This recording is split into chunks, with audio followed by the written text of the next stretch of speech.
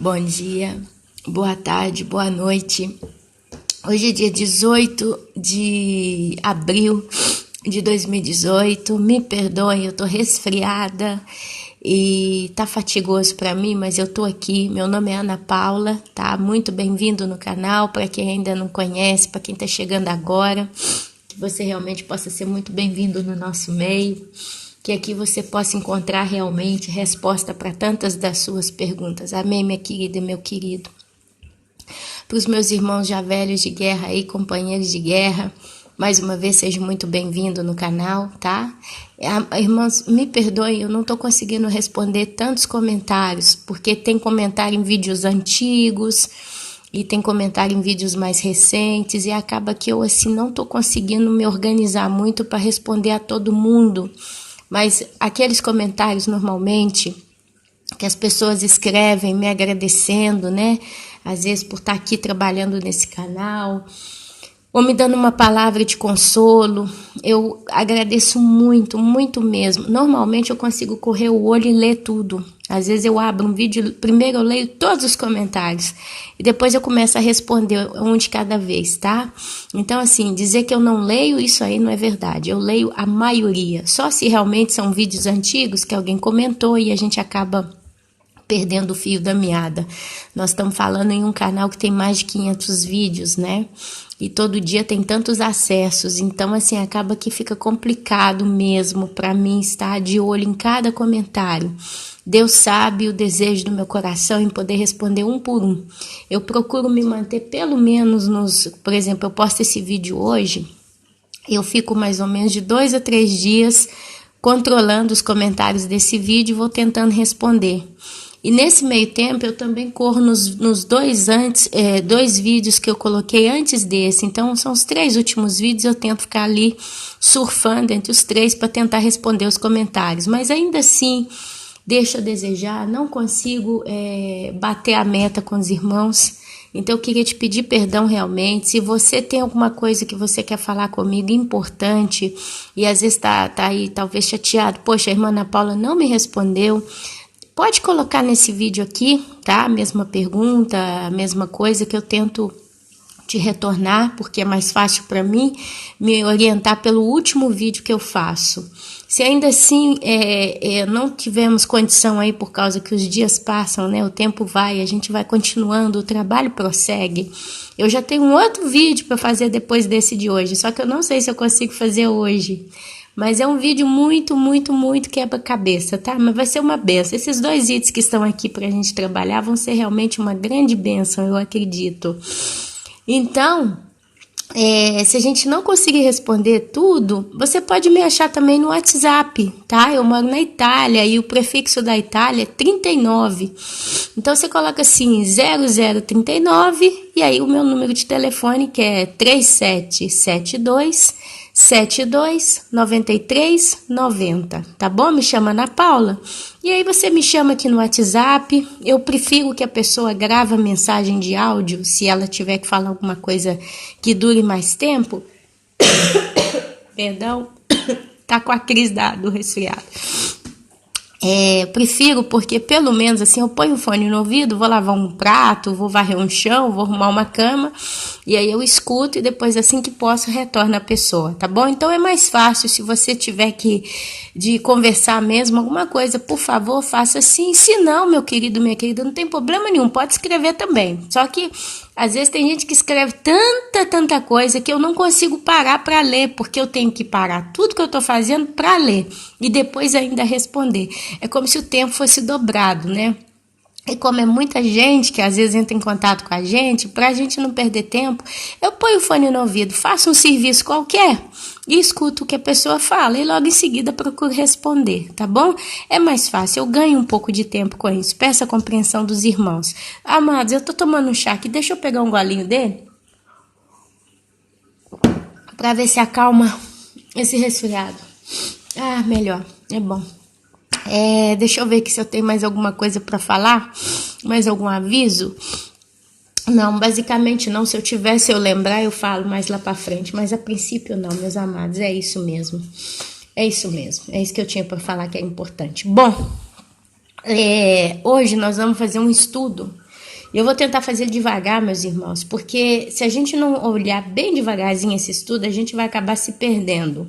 E é tudo Bíblia, tá? É tudo Bíblia. Então, se você bater de frente com isso aqui que eu tenho para trazer para você, como eu vou deixar todas as referências, você, antes de reagir batendo de frente, volta sozinho nesses textos que eu vou deixar para vocês, e aí você dá uma olhada de novo, e aí depois você tira a sua conclusão, tá bom?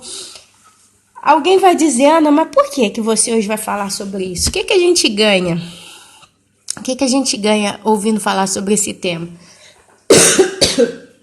Eu acredito, meus irmãos, que pelo fato da gente estar no finalzinho mesmo da nossa estadia na Terra, a Igreja de Cristo, o Senhor, quando a gente se dispõe, quando a gente abre o nosso coração para Deus, quando a gente realmente quer abrir o coração para Deus, Deus ele não mede, sabe? Ele vai trazendo para você entendimento, ele vai abrindo os teus olhos, ele vai te ensinando, ele vai te revelando tanta coisa. Então o que acontece? Chegou num ponto que Deus, ele é como se alguém falasse assim, eu não tenho nada para esconder, sabe? Então assim, eu vou te ensinando, eu vou te passando as coisas como são. E é onde então vem esse tipo de estudo que nós vamos ver aqui hoje. Ele é muito profundo, tá? Eu sei que eu tô falando aqui, muita gente já tá ansiosa. Ele é muito profundo, mas ele requer realmente que quem estude isso comigo aqui esteja com o coração muito aberto, muito disponível, tá bom? Então, bom, vamos começar. Se vocês me permitir, nós vamos começar. Olha só. Mano a mano que eu for trazendo o texto e lendo com vocês, vocês vão entender muita coisa. Se você abrir comigo lá no livro de Mateus, capítulo 27, e ler comigo do versículo 50 até o 53, olha só o que a gente vai encontrar. Mateus 27, do 50 ao 53. E Jesus, clamando outra vez com grande voz, entregou o seu espírito. Esse texto ele está se referindo ao momento da crucificação de Cristo. Aí antes vai citar tudo que aconteceu, né? Os soldados zombando dele, dando vinagre para ele beber, aquela história toda que nós conhecemos. A gente normalmente lê esse texto, inclusive tem religiões aí que leem esse texto agora na época da Páscoa e passa desapercebido tantos detalhes. Quando a gente chega nos versículos do 50 ao 53, olha o que aconteceu. Vamos ler devagar. E Jesus, clamando outra vez com grande voz, entregou o seu espírito. Jesus aqui então morreu na cruz. Eis então que o véu do santuário se rasgou em duas partes, de alto a baixo. Tremeu a terra, fenderam-se as rochas, abriram-se os sepulcros e muitos corpos de santos que dormiam ressuscitaram e, saindo dos sepulcros depois da ressurreição de Jesus, entraram na santa cidade e apareceram a muitos. Vai ser mais um típico texto. Esse é mais um típico texto que tem tanta informação num pedacinho tão pequeno de papel.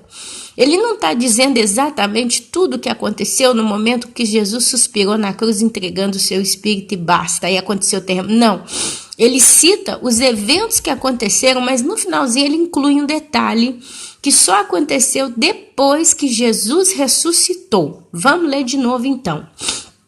Primeira coisa, que o véu do santuário se rasgou em duas partes, de alto para baixo. Esse véu era um véu muito robusto, era um tecido muito robusto, muito forte, não era um tecido que se rasgava assim. E era um véu muito grande, pelo que eu entendi. E ele se rasga de alto para baixo, para ninguém ter desculpa que um ser humano foi lá embaixo e deu uma picadinha nele, uma cortadinha e puxou com a mão, né? Ah, isso aqui quem fez foi coisa de homem. Não.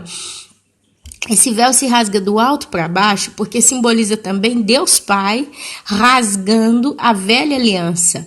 Porque Cristo morrendo na cruz, ele abre a chamada dispensação da graça, a nova aliança, ok? É por isso então que diz que o véu se rasga em duas partes, do alto para baixo.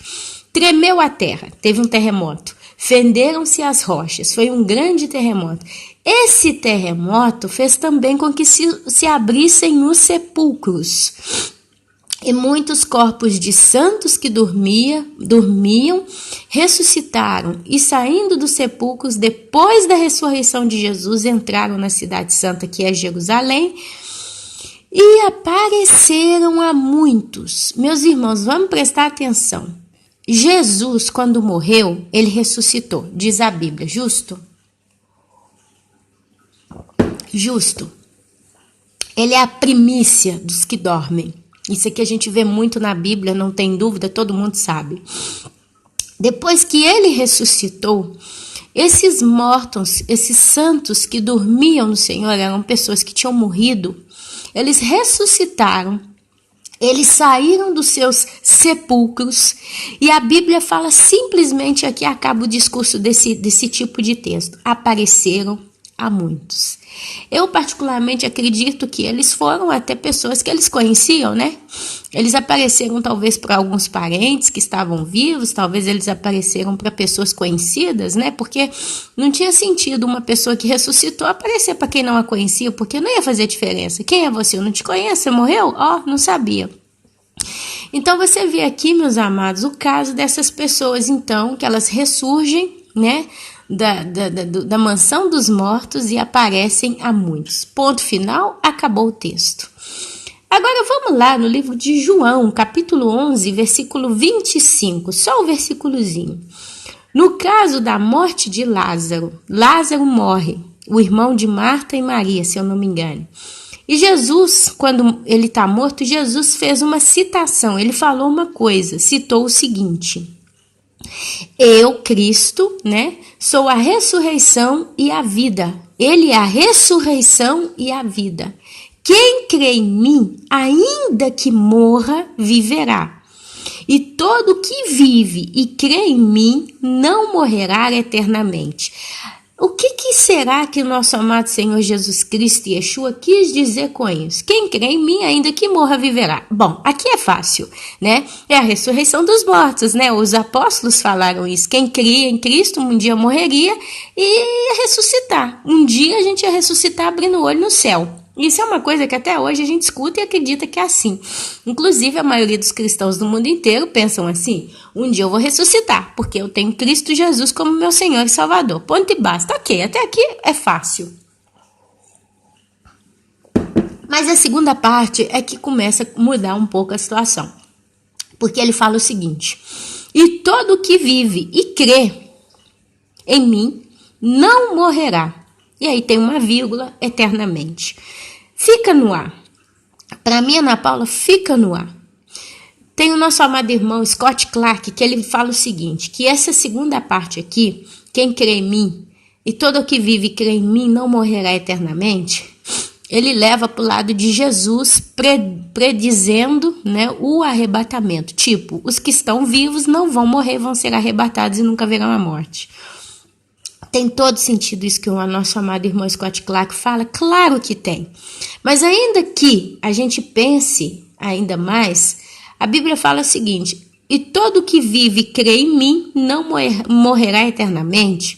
Entra também sempre no discurso do arrebatamento, porque se eu estou vivendo, estou respirando na terra dos viventes e eu acredito em Jesus Cristo, se capta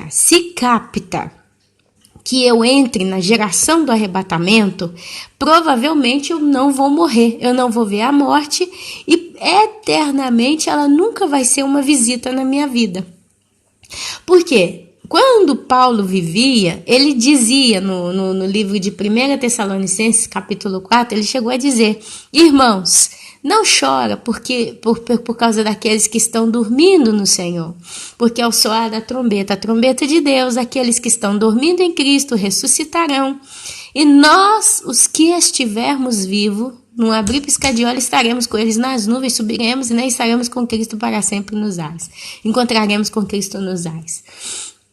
Então, se naquela época, naquela dispensação ali da graça que está até hoje, mas naquela geração, viesse por acaso o arrebatamento e a pessoa cresce em Cristo, ela nunca ia morrer, ela ia ser arrebatada viva. Então, se o arrebatamento tivesse vindo na época do nosso apóstolo Paulo, nosso querido irmão e apóstolo Paulo, essa palavra, e todo que vive e crê em mim não morrerá eternamente, entraria muito em ação.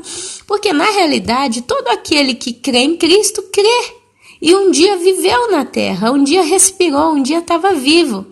Mas um dia morreu, né? E aí entra na primeira parte, quem crê em mim, ainda que morra, viverá. Então, essa frase aqui, todo que crê em mim, que vive e que crê em mim, não morrerá, ela entra muito bem para a última geração, a geração do arrebatamento, tá bom? Então, se nós estamos nessa geração, e eu acredito que sim, nós provavelmente não vamos ver a morte, nunca a veremos, porque os nossos corpos serão literalmente transformados em corpos de glória. Amém, meus irmãos? Mas uma coisa é certa, seja quem faleceu e faleceu em Cristo, e quem vai ser arrebatado sem ter visto a morte, uma vez que ele ressuscitou, vai viver eternamente. Amém? Espero que eu possa ter sido clara aqui em João, capítulo 11, versículo 25, com os irmãos. Mas continuando a conversa, vamos batendo um papo aqui, para a gente conseguir amadurecer o assunto, né? Você vê então lá em Mateus 27 uma ressurreição de mortos, que eram os chamados santos, né? Os santos que dormiam. Presta atenção, quem são esses santos? Isso foi em Jerusalém. Isso aqui aconteceu em Jerusalém. Eu quero que os irmãos gravem isso. Todos os textos que a gente vai ler aqui vão apontar para Jerusalém. Tudo aconteceu ali. E aconteceu na época também de Jesus e antes de Jesus, porque esses santos que dormiam podem ter sido santos das gerações passadas, dos séculos anteriores, até mesmo o nascimento do nosso amado Jesus. Amém? São tantos os santos. E nós vamos achar texto na Bíblia provando isso para os irmãos, tá bom? Então, por que é santo? O que significa a palavra santo? Santo no dicionário significa separado. E meus irmãos, desde que o mundo é mundo e o homem começou a entender que existe o Deus que é o Deus Todo-Poderoso, muitos se separaram para o Senhor. Muitos aguardaram as promessas do Senhor e morreram com esse desejo de ver a realização das mesmas. Amaram o Senhor. Você quer exemplo? Davi dava bobeira com Deus. Daniel, homem muito amado, né? Você vê João Batista, um caniço no meio do deserto. João Batista não se contaminou com mulheres. João Batista comia mel e gafanhoto. E João Batista viveu consagrado a Deus. E a Bíblia diz que como ele nunca não teve homem maior como João Batista na terra. E todos esses vieram antes que Jesus morresse. E detalhe, faleceram antes de Jesus na cruz. Tá bom? Então tá, vamos lá então, vamos ler comigo aqui um detalhe. Se você ler comigo, meus irmãos, Ezequiel, capítulo 9, versículo 4, você vai ver um momento em que um homem de branco fala com o próprio profeta Ezequiel. Ele vai ver a descrição desse evento aqui que eu vou citar para os irmãos. Ezequiel 9, versículo 4. Deus ordena ao anjo que faça o seguinte: passa pelo meio da cidade, nesse caso Jerusalém, e marca com um sinal a testa dos homens que suspiram e que gemem por causa de todas as abominações que se cometem no meio dela. Esse texto de Ezequiel capítulo 9, eu posso até tentar achar ele aqui por alto, justo para falar alguma coisa com os irmãos. Esse texto aqui de Ezequiel, capítulo 9, eu fui lá no versículo 4, mas olha só, o título do texto, se você quiser ler, simplesmente o capítulo 9 todo, ele está relacionado com os castigos de Jerusalém, está no plural, os castigos de Jerusalém. E ele vai citar, né, a situação que estava acontecendo ali, e ali então você vê. Se você quiser, eu até leio o capítulo 9 todo, para os irmãos não dizer que eu estou só lendo versículozinho daqui, versículozinho dali. Eu leio o capítulo 9 todo, tanto tempo eu tenho, Deus o sabe. Então, ouvi que gritava em alta voz dizendo: chegai-vos, vós, executores da cidade, cada um com a sua arma destruidora na mão. Eis que vinham 6 homens a caminho da porta superior, que olha para o norte, cada um com a sua arma esmagadora na mão, e entre eles certo homem vestido de linho, com um estojo de escrevedor à cintura, e entraram e se puseram junto ao altar de bronze. A glória do Deus de Israel se levantou do querubim sobre o qual estava indo até a entrada da casa. E o Senhor clamou ao homem vestido de linho, que tinha o estojo de escrevedor à cintura, e lhe disse: passa pelo meio da cidade, pelo meio de Jerusalém, e marca com sinal a testa dos homens que suspiram e gemem por causa de todas as abominações que se cometem no meio dela. Aos outros disse, ouvindo eu, Ezequiel: passai pela cidade após ele, e sem que os vossos olhos poupem, e sem que vos compadeçais, matai. Matai a velhos, matai a moços e a virgens, a crianças e a mulheres, até exterminá-los. Mas todo o homem que tiver o sinal, não vos chegueis. Começai pelo meu santuário. Então começaram pelos anciãos que estavam diante da casa, e ele lhes disse: contaminai a casa, enchei de mortos os átrios e saí. Saíram e mataram a cidade. Havendo-os eles matado, e ficando eu de resto, caí com o rosto em terra, clamei e disse: ah, Senhor Deus, dar-se-á o caso que destruas todo o restante de Israel, derramando teu furor sobre Jerusalém? Então me respondeu: a iniquidade da casa de Israel e de Judá é excessivamente grande, a terra se encheu de sangue e a cidade de injustiça. E eles ainda dizem: o Senhor abandonou a terra, o Senhor não nos vê. Também quanto a mim, os meus olhos não pouparão, nem me compadecerei, porém sobre a cabeça deles farei recair as suas obras. Eis que o homem que estava vestido de linho, e cuja cintura estava o estojo de escrevedor, relatou dizendo: fiz como me mandastes. Então, esse texto aqui, meus amados, ele mostra literalmente os castigos de Jerusalém.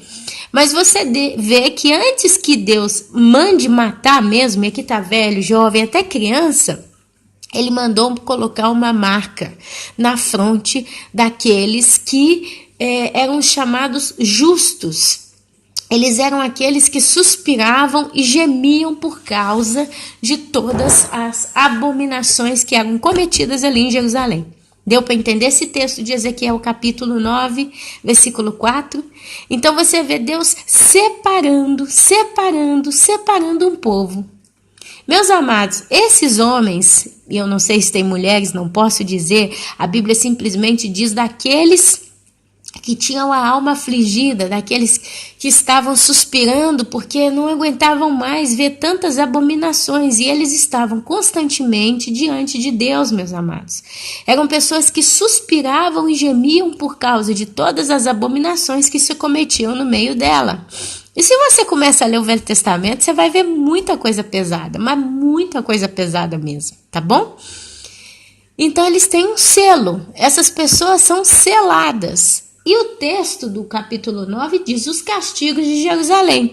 Se você é um bom leitor da Bíblia, e eu creio em nome de Jesus que seja uma pessoa que está aqui comigo, tem que ler Bíblia, que senão você fica perdido na conversa nossa, todos os estudos podem te levar um pouco a tilt, né? Você entra em tilt. Você vai ver, meus amados, que Jerusalém passou, não foi só por um juízo.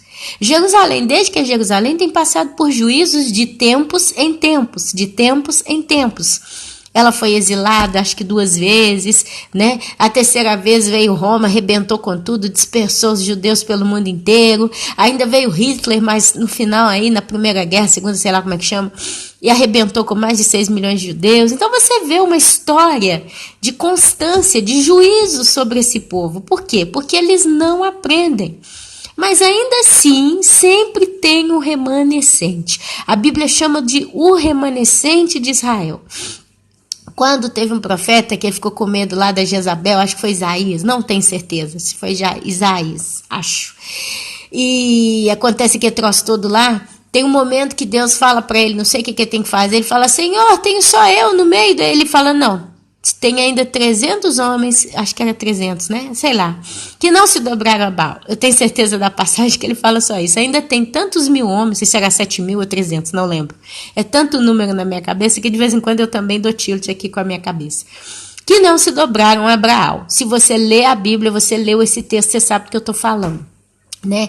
Então você vê que na história do povo de Israel existiam pessoas que tinham realmente uma alma que gemia, que sofria, que via a injustiça dentro da cidade e sofria. Ela sofria em ver a injustiça, mas sofria mais ainda por quê? Porque o Deus que ele tinha era um Deus que ele reconhecia. Eram pessoas que buscavam a Deus, eram pessoas que temiam a Deus, eram pessoas que amavam a Deus. Eram pessoas que se separavam. Quando os profetas iam nas praças anunciando os juízos que estavam por vir, muitos desses, se não todos esses que se separavam para Deus, com certeza se colocavam a fazer votos, se colocavam a chorar, se colocavam a interceder pelo povo. Amém, meus irmãos? São os santos, meus amados, do passado. Ali em Jerusalém, no pedaço de Israel ali, tá bom? Ok. Agora olha só para você ver. Ezequiel 9:4. Ezequiel tem essa visão de Deus mandando selar na fronte os justos. Eles morreram com o tempo. Eles morreram, meus irmãos. Porque as gerações se passaram. Então, no tempo em que eles viveram, provavelmente eles não foram tocados pela ira de Deus, mas fatalmente eles morreram por velhice, ou então adoeceram por uma fatalidade qualquer, mas não pela ira. Quando a ira passou, essas pessoas não morreram debaixo do juízo. Você vê Deus poupando sempre um povo do seu juízo. Amém? Mas fatalmente, com o passar dos anos, eles morreram. Para você ter uma ideia, Daniel morreu. Ele morreu lá na terra da Babilônia, mas ele morreu. Davi morreu, Salomão morreu, Jacó morreu, Isaac morreu, Abraão morreu, justo? Então eles morreram, mas uma coisa é certa, não morreram no juízo das suas épocas. Eles não morreram debaixo de juízo de Deus. Eles viram pessoas ao redor deles morrendo dentro do juízo, porque eram pessoas que estavam muito sujas com Deus, pecadoras, perversas. Eles viram o cumprimento das profecias que estavam ali se realizando diante dos olhos deles. Mas eles não morreram, eles foram poupados. E eles morreram mais tarde, provavelmente na sua velhice ou em motivos de força maior, mas não da ira de Deus. E eles foram enterrados, meus amados, em sua casa, meus amados. Onde é que eles foram enterrados? Em Jerusalém, né? Em Jerusalém. Vamos falar aqui de Jerusalém. Onde misteriosamente, quando o nosso amado Jesus Cristo ressuscita com ele muitos mortos. E a Bíblia não fala mais nada. Aí eu deixei uma pergunta. Poderiam, então, ser esses aqui, essas pessoas, esses santos que ressuscitaram? Vale a pena deixar uma pergunta, não? Porque devagarzinho certas coisas começam a se encaixar, começam a tomar forma. Você vê lá em Ezequiel, Deus mandando selar na testa, na fronte, os justos. Você vê então Jesus lá em Mateus ressuscita, e depois que ele ressuscita, os mortos, os santos que dormiam, ressuscitaram, saíram dos sepulcros e entraram na cidade santa Jerusalém. Então eles não estavam só em Jerusalém, eles estavam em Israel, os santos. Onde tinha um santo naquela terra ali, ele ressuscitou. Jesus ressuscitou aqueles justos. E essas pessoas literalmente entraram na cidade santa, que é Jerusalém. E apareceram a muitos. Peraí, apareceu a muitos? Quer dizer, uma fantasma? Fantasma que aparece, né? Na linguagem popular do mundo. Mas se a Bíblia fala que eles foram ressuscitados, uau! Então, fica, né? fica aquela situação estranha. Mas vamos continuar lendo, vamos continuar amadurecendo o assunto com calma. Eu acho que você está curioso para chegar no ponto G lá, é aqui. Vamos com calma, chegar no ponto lá certinho ainda não está na hora. Olha só. Não danifiqueis nem a terra, nem o mar, nem as árvores, até selarmos na fronte os servos do nosso Deus. O que você está lendo, Ana Paula? O que você está querendo dizer com isso, minha irmã? Né? O que você está querendo dizer com isso, Ana Paula? Presta atenção, meus irmãos. Se você ler comigo Apocalipse, capítulo 7, do versículo 1 até o 4, olha o que a Bíblia fala. Depois disso, de ter tido as visões dos selos, o apóstolo João, ele viu 4 anjos em pé nos 4 cantos da terra, conservando seguros os 4 ventos da terra, para que nenhum vento soprasse sobre a terra, nem sobre o mar, nem sobre a árvore alguma. Ele viu também um outro anjo que subia do nascente do sol, tendo o selo do Deus vivo, e clamou em grande voz aos 4 anjos, aqueles os quais foi dado fazer dano à terra e ao mar, dizendo: não danifiqueis nem a terra, nem o mar, nem as árvores, até selarmos na fronte os servos do nosso Deus. Se você volta comigo em Ezequiel, capítulo 9, versículo 4, olha o que é ordenado lá. Passa pelo meio da cidade, Jerusalém, e marca com sinal a testa dos homens que suspiram e gemem por causa de todas as abominações que se cometem no meio dela. Se a gente continua lendo o texto, depois disso veio o juízo, veio a matança, veio a ira de Deus naquele povo perverso naquele tempo. E lá em Apocalipse, capítulo 7, do 1 ao 4, você vê a mesma ordem sendo dada. Deus manda os 4 anjos, que eram os anjos da destruição, digamos assim, né? Ele pôs um no norte e no sul, outro no leste e o outro ao oeste, ali de Jerusalém, de Israel, né? E ele fala o seguinte: vocês não vão fazer nada, porque primeiro vai passar um anjo selando na fronte os justos. Eu estou falando aqui com o meu modo popular de dizer, os justos. Vocês não vão danificar nem a terra, nem as árvores e nem o céu. Quer dizer, calmaria, pausa. Tem uma pausa. Quando Deus sela, tem uma pausa. Você vê o ambiente tenso, mas não acontece nada, porque Deus está marcando os seus. Curiosamente, lá no livro de Ezequiel, capítulo 9, tem até um anjinho, né? Um anjo de Deus, desculpa a expressão anjinho. Mas ele tem um papel, uma caneta na mão e vai anotando os negócios. Isso simboliza que tudo é feito de modo muito correto, muito justo, muito coerente, é tudo documentado, é tudo registrado, meus irmãos. Cada vez que o anjo selava a cabeça de um daqueles justos, porque a Bíblia fala que eles foram selados na fronte, o anjo escrevia. Provavelmente ele escrevia o nome, o lugar que a pessoa estava e quem era. Amém? Isso aqui é a gente que tem uma ideia de que poderia ser mais ou menos algo do gênero, ok? Mas se a gente continua lendo Apocalipse 7, do 1 ao 4, continua o seguinte, ó: não danifiques nem a terra, nem o mar, nem as árvores, até selarmos na fronte os servos do nosso Deus. Então ouvi, quem? João, o número dos que foram selados. Tinha até um número escrito dos que foram selados. E aqui é o número, 144.000 de todas as tribos dos filhos de Israel. Uau! Se lá em Ezequiel, capítulo 9, está falando que tinham pessoas, santos, que tinham suas almas atribuladas, que eles viam a injustiça, e aí Deus para tudo, fala, para tudo, os anjos da destruição, espera. Vai um outro lá e sela na fronte esses santos aqui, esses justos, que estão sofrendo, porque estão vendo tanta crueldade, tanta maldade, tanta injustiça. E aqui, você vê lá em Ezequiel ainda um anjo que anota tudo. Tá. Se quiser, eu leio de novo, senão deixa quieto. Ele tá anotando tudo. Tá. Bacana. Agora aqui, em Apocalipse, você vê então o número dos que foram selados. 144.000 de todas as tribos dos filhos de Israel. E você volta lá em Mateus. capítulo 27, você vê o seguinte: os sepulcros são abertos, né? Eles saíram dos sepulcros depois da ressurreição e entraram na cidade, que é Jerusalém. Então você vê o movimento de fora para dentro, pessoas que ressuscitaram, inclusive fora da cidade santa, que é Jerusalém. Mas entraram em Jerusalém. Eles entraram em Jerusalém. Amém, meus irmãos? Você começa então a ver que alguma coisa começa a tomar forma aqui para nós. Com ele, 144 mil, tendo na fronte escrito o seu nome e o nome de seu pai. Esse selo, meus amados, ele entra também com o nome escrito, o seu nome e o nome de seu pai escrito na fronte. Ok? Olhei, vamos ler, Apocalipse capítulo 14, versículo 1.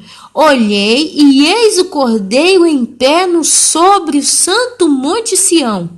Vai chegar um momento que Jesus, ele vai estar em pé sobre o monte Sião. E com ele 144 mil, tendo na fronte escrito o seu nome e o nome de seu pai. Eu acredito que esse seu nome é o nome da própria pessoa, né? E o nome do seu pai, que é o nome de Deus. É o nome que é o nome desconhecido. É o nome do Todo-Poderoso, o nome do Eterno, como dizem aí fora, né? O pessoal que gosta muito da cultura judaizante, eles entram muito com esse discurso de nome, mas aqui vai ter esse nome escrito lá. Amém, meus irmãos? Olha só. Uau! Então aqui a gente fez uma pequena salada de tantos textos, né? Mas vamos continuar. Ana Paula, então você quer dizer que poderia ser os 144 mil que aparece lá em Apocalipse, os santos que ressuscitaram depois de Jesus? Eu acredito que começa a ter uma probabilidade muito grande de sim. Mas vamos lá, vamos fazer uma resumida aqui para não complicar a nossa cabeça. Primeiro, Cristo morre e ressuscita. Ele morreu e ressuscitou. Depois que ele ressuscitou, os sepulcros, né, saíram do sepulcro os santos que dormiam em Cristo, os santos que dormiam, não fala de Cristo não, desculpa, os santos, e eles ressuscitam e eles entram na cidade santa, que é Jerusalém. Muitos santos que tinham morrido ressuscitam e aparecem a muitos em Jerusalém.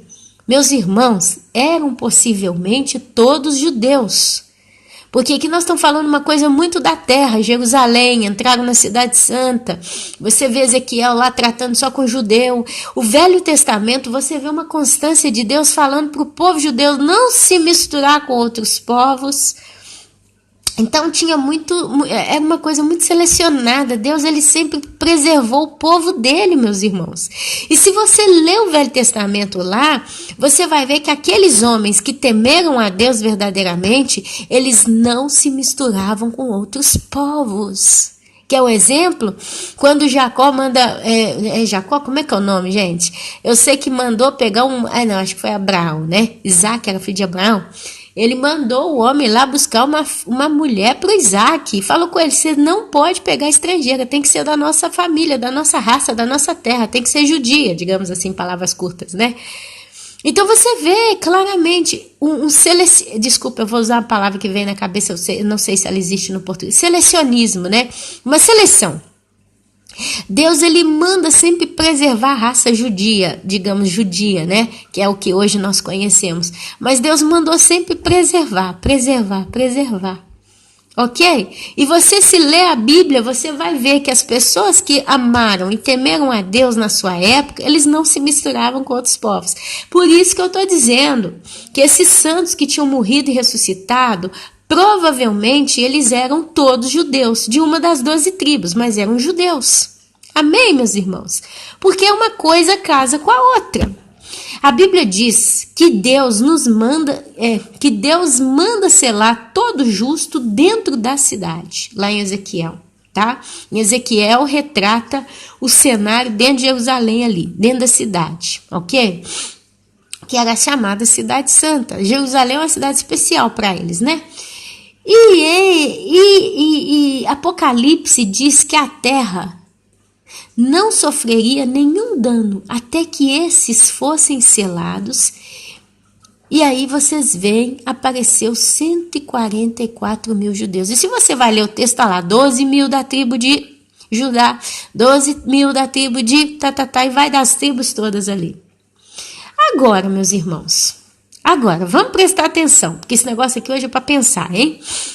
Se você vai lá no livro de Hebreus, capítulo 9, versículo 27, e você vai ler o que está escrito lá, está dizendo o seguinte: e como aos homens está ordenado morrerem uma só vez, vindo depois disso o juízo. O que a gente pensa então daqueles que morreram e ressuscitaram depois que Cristo ressuscitou? Apareceram a muitos e entraram em Jerusalém, na cidade santa, e apareceram a muitos. Será que essas pessoas morreram de novo? Quer dizer, Jesus ressuscitou esse povo, eles morreram de novo? Eles entrou na cidade? Se você ler o texto com muita calma, você vai ler só o seguinte: apareceram a muitos. Apareceram. Olha, se apareceu é porque pode ser que depois desapareceu de novo, meus irmãos. Simples assim. E se em Hebreus 9, 27 diz que ao homem está ordenado morrer uma só vez e depois disso o juízo, significa que a pessoa não pode morrer de novo, e de novo, e de novo, e de novo. Fica uma coisa estranha, meus irmãos. Fica sem sentido bíblico. Porque está ordenado. Aí tem gente que vira isso para outro lado. Não, então todo mundo tem que morrer. Não. Esse texto quer dizer o seguinte: se um ser humano morrer, ele tem que morrer uma vez só. Sabe por quê? Porque é o salário do pecado. É a morte. Quem morre, morre. E a Bíblia, o histórico do ser humano mostra que quem morreu, morreu porque acabou a sua história na terra, dos viventes. Então a Bíblia fala, depois disso o juízo. Aí essa pessoa ressuscitou e depois volta a morrer de novo. Não aconteceu com os santos na época de Jesus, quando ele ressuscitou. É o que eu posso dizer. Isso não aconteceu com os santos na época de Jesus, que ele ressuscitou. Gente, o povo saiu do sepulcro. Você então vê aqui osso que tomou forma de carne de novo. Você vê aqui gente que estava cheia de bicho, fedendo que nos podia. Eu nunca senti fedor de gente morta, graças a Deus. Esse cheiro eu nunca consegui sentir. Deus nunca deixou eu ter muito contato com o morto. Mas imagina, talvez você já sentiu o cheiro de gente morta, que estava já podre há tantos dias. Diz que é um cheiro insuportável, diz que é um cheiro que fede assim tanto que parece que fica impregnado na pele. A pessoa fica com aquele cheiro muito tempo, depois que ela lava, toma banho, ela continua com aquela sensação que aquele cheiro ainda está lá. Então imagina, gente podre, coração já tinha sido comido por bicho, gente. Porque uma pessoa, quando ela morre, os bichos começam a comer de dentro para fora, meus irmãos. Tanto é que com o tempo começa a sair bichinho, lava, né? Pelo buraquinho do nariz, pelo buraco da boca, pelo buraco do ouvido. Porque os bichos começam a comer de dentro para fora. Então, quando chega ao ponto do cadáver já tá com os bichos saindo fora dos buracos, é porque dentro tá uma festa. A festa das lavas. Elas estão comendo tudo, meus irmãos. Não tem veia mais inteira, não tem sistema, como é que chama? Motório mais ligado, não tem neurônio, não tem nada. O cérebro virou uma gelatina. E aqui você vê que essas pessoas saem do sepulcro, meus amados. Eles ressuscitaram. Será que essas pessoas que ressuscitaram da época que elas viveram ali, junto com Cristo, poderiam entrar na cidade santa, alugar uma casa e voltar a viver ali de novo, começar uma vida de novo? Principalmente foi um período que, quando Jesus ressuscitou, depois de 50 dias ele foi para o céu. Veio o Pentecoste, começou a história da igreja. E o pau começou a quebrar, porque teve perseguição. Quer dizer, a maioria ia morrer de novo perseguida? Tenta analisar, então, os fatos, as coisas óbvias. E a Bíblia fala lá, eles apareceram a muitos. E basta, acabou o discurso, não se fala mais. Eu, Ana Paula, estou muito convencida de que eles apareceram, porque foi um testemunho, foi como se diz, né? Cristo realmente ressuscitou e ele sempre declarou que eu sou a vida. Quem crê em mim jamais morrerá. Então ele mostrou, olha aqui, esses aqui são aqueles que creram em mim e eles estão vivos de novo. Gente, deve ter sido um negócio muito forte aquele dia, que esses homens, né, esses santos, e eu não sei se tinha mulher no meio, eu não estou aqui para dizer se tinha homem e mulher, mas essas pessoas apareceram a muitos, amém? e eles foram selados. Teve um selo. Todos os que pertencem a Deus são selados. Como que a igreja é selada? Pelo Espírito Santo. Nós temos o selo de Deus, porque se você não tem o selo de Deus, você não está salvo. Isso é certo. Então, é complicado a gente transcurar essa regra que a palavra diz lá em Hebreus 9, 27. E como aos homens está ordenado morrer uma só vez, vindo depois disso o juízo. Eu particularmente acredito que essas pessoas que ressuscitaram ali naquele caso não morreram de novo não, mas foram para o céu com Cristo. Mas a gente vai continuar. Eu não terminei não, tenha calma. Eu vou continuar lendo aqui alguma coisinha, eu escrevi também. Seria possível que os santos que Cristo ressuscitou tivessem morrido de novo? Será, meus irmãos? Depois de tudo que eu falei, eu acho complicado. Em Levítico, capítulo 23, do versículo 10 ao 11, você vai ler o seguinte comigo. Disse mais o Senhor a Moisés: fala aos filhos de Israel e diz-lhes: quando entrardes na terra que vos dou e cegardes a sua messe, então trareis um molho das primícias da vossa messe ao sacerdote. Este moverá o molho perante ao Senhor para que sejais aceitos. Eu vou ler de novo porque eu dei muito mal, reconheço. Levítico, capítulo 23, do 10 ao 11. É porque o resfriado está me dando problema aqui. Disse mais o Senhor a Moisés: fala aos filhos de Israel, Moisés, e dize-lhes: quando entrardes na terra que vos dou por herança, e cegardes a sua messe, então trareis um molho das primícias da vossa messe ao sacerdote, e este moverá o molho perante ao Senhor, para que sejais aceitos. Se você for lá em Levítico, você vai ver Deus ensinando para Moisés, que depois repassou para o povo, como que eles tinham que se comportar para com Deus. Entre essas tantas coisas, uma dessas foi essa. Deus, ele fala o seguinte para Moisés: eu vou dar uma terra para vocês que mana leite e mel. É a terra da vossa herança, é a sua terra, e será perpétua para vocês, ok? Ok. Porém, quando vocês entrarem nessa terra, vocês entrarem na terra que eu vos dei, vocês vão plantar nessa terra, vocês vão cultivar essa terra. Justo, Moisés? Justo, meu bom Deus. Justo, meu Senhor. Então, vai chegar o momento da colheita. Justo, Moisés? Justo. Quando você cegar a sua messe, quer dizer, você recolher o fruto da terra que você cultivou, você vai pegar um molho das primícias do que você colheu e vai levar para o sacerdote. O que o sacerdote vai fazer? Ele vai mover o molho perante ao Senhor para que vós sejais aceitos. É a colheita das primícias, né? Todo homem ali que colhia, pegava um molho, né? Eu não sei quanto era grande o molho, não interessa, mas ele levava para o sacerdote. O sacerdote pegava o molho, a primícia era o melhor da terra, tá bom? Eram os primeiros frutos que nasciam, basicamente é isso. E se você conhece um pouquinho de horta, você vai ver que quando você planta uma hortinha, né, sempre alguma coisinha nasce primeiro. O primeiro quiabo, o primeiro chuchu, a primeira laranjinha, depois pipoca, né? Tem uma colheita principal, mas tem uma colheitinha que é aquela primícia, alguma coisinha que nasce primeiro. É onde Deus falava: essa primícia, você vai pegar um molho dela e vai trazer para o sacerdote. Para quê? Para que vocês sejam aceitos. Por quê? Porque é uma expressão, meus amados, de reconhecimento. Se eu colhi esse fruto, se eu conseguir cultivar essa terra, é porque Deus me abençoou. Em palavras simples, se você ler Levítico, você vai com esse raciocínio. Mas agora olha só para você ver. Vamos destrinchar esse texto, que a coisa vai só aprofundando, uma coisa puxa a outra, né? Se você pega a primeira parte do texto de Levítico, capítulo 23, do 10 a 11, você pega a primeira frase, está escrito o seguinte: quando entrardes na terra que vos dou e cegardes a sua messe, aí a gente põe 3 pontinhos. O que isso aí tem a ver para a igreja? Ou o que isso tem a ver para quê? Para quê? A nível profético, a nível espiritual. O que isso aqui simboliza? O que essa frase de Levítico, capítulo 23, do 10 a 11, pode simbolizar espiritualmente? Vamos ler?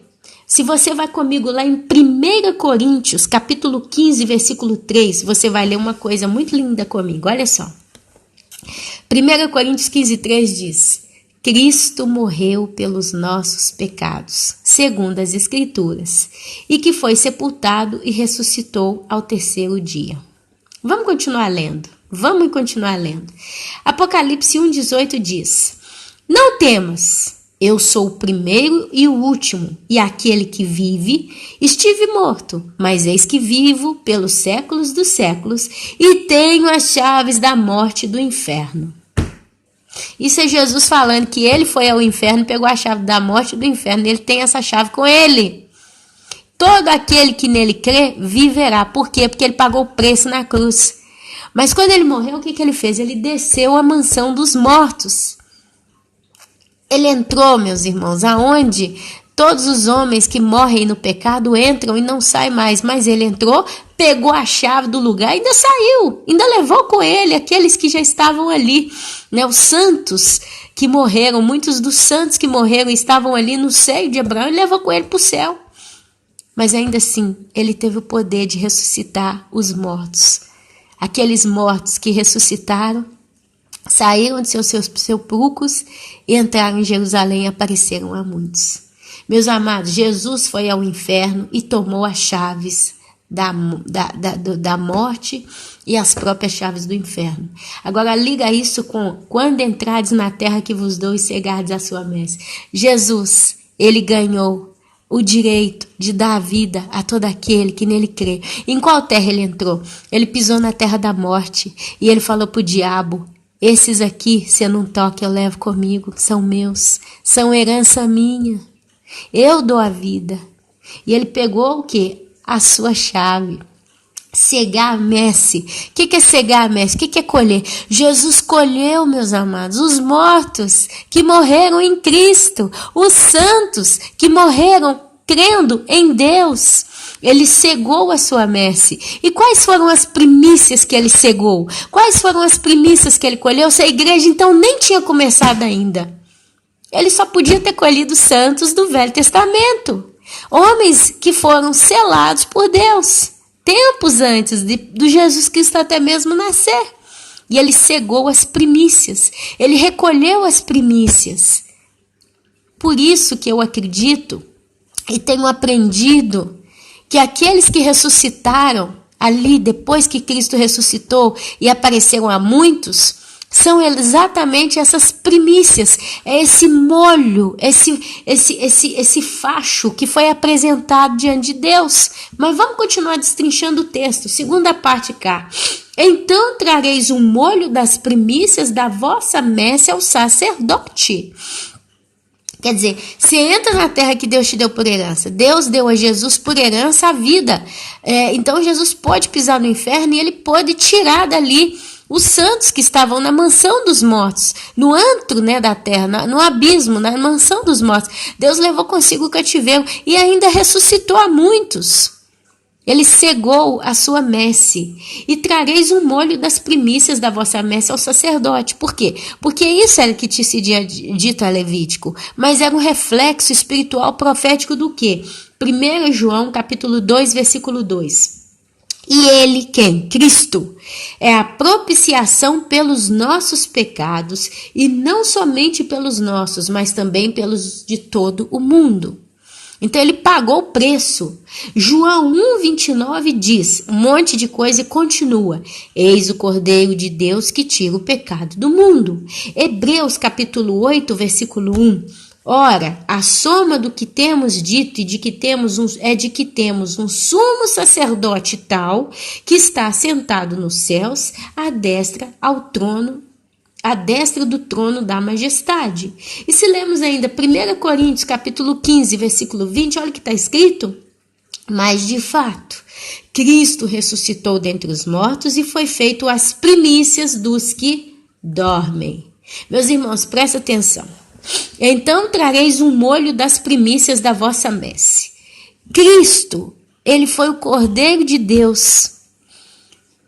Então, ele, como Cordeiro, foi o primeiro a se apresentar diante de Deus como a primícia dos que dormiam. Mas ele ressuscitou alguns santos. E ele pegou esses e apresentou ao sacerdote. Mas ele mesmo é o sacerdote. Cristo, ele é a oferta, mas ele também é o sumo sacerdote. É o que está escrito aqui, Hebreus 8:1. Ora, a soma do que temos dito é que temos um sumo sacerdote tal, que está sentado nos céus à destra do trono da majestade. E o que o sacerdote fazia com a oferta? Ele movia o molho perante ao Senhor, para que esse molho fosse aceito. Cristo, quando ele morreu, tem um detalhe aqui, eu não tenho condição mesmo intelectual de falar sobre isso, eu não tenho, mas eu só quero lembrar. Vocês veem que Cristo, quando ele ressuscitou no primeiro momento, ninguém podia tocar nele. Não sei quem foi para tocar nele, ele falou, não toques em mim.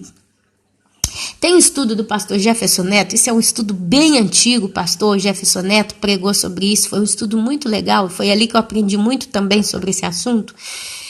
E ele diz que parece que demorou acho que 8 dias entre poder e não poder tocar em Cristo. Um negócio assim. Teve um período que não podia tocar, ele apareceu, depois ele desaparece, depois ele volta a aparecer, e quando ele volta a aparecer, chega um momento que ele fala até para o Tomé lá, né? Pode tocar na minha mão aqui, ó. Ela tá ferida, mas é uma mão de carne, é quente, tá? Por quê? Porque ele estava imaculado. Quando ele ressuscitou no primeiro momento, ele não podia ser tocado para não ser contaminado pelo pecado, porque ele era puro. E ele precisou se apresentar diante de Deus, Pai, naquela pureza, naquela singeleza, naquele estado de pureza total. E aí Deus Pai disse, ok, te aceito. Porém, não sei por um motivo espiritual qual é, não sei, temos que aprender na eternidade. Se alguém tocasse nele naquele momento, talvez ele seria sujo, ele iria ser profanado. Vocês lembram um episódio da arca, quando Davi, todo empolgado, mandou pegar a arca, e aí foi de qualquer jeito, eles dançando, pulando, aí parece que o boi tropeça, a arca cai, aí vai lá para pegar na arca, para segurar para não cair, cai um raio e queima a pessoa. Era mais ou menos algo do gênero, sabe? Deus, ele quer tudo perfeito, as coisas têm que ser como ele diz e basta, meus irmãos. E aí você vê também esses mortos que ressuscitam, aparecem há muito e basta. Olha, pode ser sim que entre esse período que se podia tocar, que não se podia tocar no corpo de Cristo, né? Depois que ele ressuscitou, ninguém podia encostar nele. Ao momento que se podia já tocar, pode ser que entre esse período, os mortos que ressuscitaram, ele levou com ele para o céu. Chegou lá, apresentou-se como a primícia dos que dormem, mas apresentou também aqueles primeiros que ressuscitaram diante de Deus. E Deus olhou não só para Cristo, mas para aquele primeiro molho, que são os mortos que ressuscitaram ali, quando ele mesmo ressuscitou, e aceitou. E aí Cristo volta para a terra e fica mais alguns dias aparecendo, caminhando no meio dos homens, e depois ele sobe para o céu. Do mesmo jeito que ele subiu, ele vai voltar. Desculpa, eu sei, compreendo. Pode ser que agora aqui eu compliquei um pouco as coisas que eu estou dizendo. Realmente, amados, são estudos profundos. É só para quem tem lido muito a Bíblia. É só para quem realmente está buscando a Deus para conseguir sintetizar tudo que a gente fala. Mas eu vou dizer para você, não tem outro modo de falar. Não tem outro modo de falar. Porque a gente vai lembrando os episódios, a gente vai lembrando as coisas, a gente vai pondo aqui. Se a pessoa que está aqui não lê Bíblia e não tem nem a disposição de procurar, por isso que eu deixo as referências, e estudar com seus próprios olhos, isso para você vai ser um bando de palavras sem sentido. Mas infelizmente eu não posso fazer nada além do que eu faço. Amém? Olha só, terminando aqui. Este moverá o molho perante ao Senhor, para que sejais aceitos. Estou ficando cansada, já começa a embrulhar as palavras, né? Mas olha só. Volta lá comigo em Mateus capítulo 27, do 52 até o 53. Olha lá o que está escrito. Abriram-se os sepulcros, e muitos corpos de santos que dormiam ressuscitaram. E saindo dos sepulcros, depois da ressurreição de Jesus, entraram na cidade santa e apareceram a muitos. Meus amados, pensa comigo. Eles entraram e apareceram a muitos. Isso não é um ato de mover? Eles se moveram no meio de pessoas. Eles se fizeram ver. Eles foram expostos. Eles foram movidos. É como o moço que foi lá na colheita, pegou o ramo do trigo da primícia, apareceu diante do sacerdote. O sacerdote pegou aquele molho e moveu de modo simbólico diante do altar para que Deus então o aceitasse. Foi visto. Jesus ressuscitou os mortos e esses entraram na cidade santa e caminharam ali, apareceram a muitos, né? Depois provavelmente foram levados, meus irmãos. São os mistérios que, assim, detalhe por detalhe a gente não tem. Mas olha só como que as coisas vão ficando mais claras depois que a gente vai lendo. Mas vamos continuar, não terminei não. Terminei não, meus irmãos. Agora eu estou para terminar. Veja se podemos aceitar essa conclusão. Isso aqui eu estou só deixando para vocês. Eu estou lançando, vocês colhem e mastiguem. E quem sabe isso vai ser digerido no teu espírito. Quem sabe não, quem sabe sim, tá bom? Vamos ver então se a gente pode aceitar essa conclusão. Se a gente olhar lá em Apocalipse, capítulo 14, do versículo 1 ao 5, eu vou ler com os irmãos porque eu anotei. Olha só. Olha o que nós vamos encontrar. Olhei, quem? João, né? E eis o Cordeiro em pé sobre o monte Sião, e com ele 144.000, tendo na fronte escrito o seu nome e o nome de seu pai. Ouvi uma voz do céu como voz de muitas águas, como voz de grande trovão. Também a voz que eu vi era como de harpistas quando tangem a sua harpa. Entoavam um novo cântico diante do trono, diante dos 4 seres viventes e dos anciãos. E ninguém pôde aprender o cântico, senão os 144.000, que foram comprados da terra. Presta atenção no texto. Senão 144.000 que foram comprados da terra. São estes os que não se macularam com mulheres porque são castos. São eles os seguidores do Cordeiro. Seguidores do Cordeiro. Por onde quer que vá, são os que foram redimidos dentre os homens. Olha o estilo do texto como ele foi escrito. São os que foram. É uma coisa que aconteceu. Redimidos dentre. Eles foram colhidos dentre os homens. Primícias. Olha aí a palavrinha primícia que entra lá em casa do Levítico. Para Deus e para o Cordeiro. E não se achou mentira na sua boca nem mácula. Uau! A única coisa que eu fico com uma pulguinha atrás da orelha diz que eles não se misturaram com mulher. Então a única coisinha que ainda fica é, será que os 144.000 são todos do sexo masculino? Ou será que se não se misturou com mulher, só um símbolo de envolvimento emocional, envolvimento sentimental, sexual? Aí poderia entrar homens e mulher. Mulher que não se misturou com homem. Eu não sei, porque a cultura judaica ela é muito masculina, né? Sempre homens. Assim, teve juíza, né? Teve a juíza Ruth, acho que foi uma juíza Ruth e tal.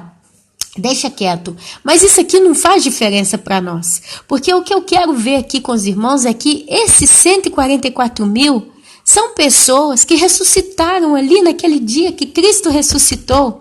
E os sepulcros se abriram. Eles saíram do sepulcro, apareceram na cidade santa, porque é o lugar onde Deus vai reinar por toda a eternidade, meus irmãos. É por isso que Jerusalém é o ponto, é o porto, é o point, digamos assim, né? A centralidade está toda em Jerusalém. É por isso que eles entraram na cidade, é por isso que Jesus volta e pisa no Monte das Oliveiras. E aí diz, né, João aqui ele vê duas coisas. Ele vê Jesus quando vem à terra, na segunda vinda, ele vai no Monte das Oliveiras. Está lá em Apocalipse o estudo, né? Vai ter o Armagedon e ele aparece ali. Só que ele conta que com ele vai ter os 144.000. Quer dizer, da parte do exército de Cristo, que ele vai descer com os santos, no momento que ele pisar no Monte das Oliveiras, vai ter os 144.000 com ele. E a Bíblia continua dizendo que eles foram comprados da terra. E aí, se você volta lá em Levítico, a gente lembra da colheita das primícias. E aqui mais embaixo ele fala que eles são as primícias que foram dadas para Deus e para o Cordeiro. E aí a gente vê do facho que se move diante, o sacerdote, né, ele tem que mover o facho para que ele seja aceito por Deus. E quem é o sacerdote? É Cristo. E quem é o Deus pelo qual Cristo move o fecho? Deus. Então eles são primícias para Deus e para o Cordeiro. Por que eles teriam que ser essa primícia para o Cordeiro? Porque eles ressuscitaram graças ao sangue de Cristo que foi derramado na cruz. Porque o sangue de Cristo foi o preço pago para que as pessoas pudessem ter a vida eterna. E ainda que morressem, iriam viver de novo e viveriam eternamente. Tá dando para entender, meus irmãos, o negócio aqui como é que tá girando sempre em torno de Cristo, que também declarou: eu sou o caminho, a verdade e a vida. Ninguém vem ao Pai senão por mim. Tá dando para ver como é que tudo se liga a Cristo. E como que é, gente, é uma coisa linda. Eles foram então redimidos dentre os homens. Redenção é quando o homem volta ao estado que Deus o criou, porém melhor, justificado pelo sangue de Cristo. O homem, quando ele é redimido por Deus, ele toma consciência do pecado, do juízo, ele aprende a ter temor a Deus, ele ama a Deus e é um santo. Quer dizer, ele se torna realmente um filho verdadeiro de Deus, uma pessoa de Deus, selada pelo Espírito Santo, redimido, comprado. E eles foram as primícias para Deus e para o Cordeiro, e não se achou mentira na sua boca. Tá vendo, amados, que se a gente lê esses textos, eu poderia ler todo o estudo de novo, mas nós estamos falando de uma hora aqui de estudo, né?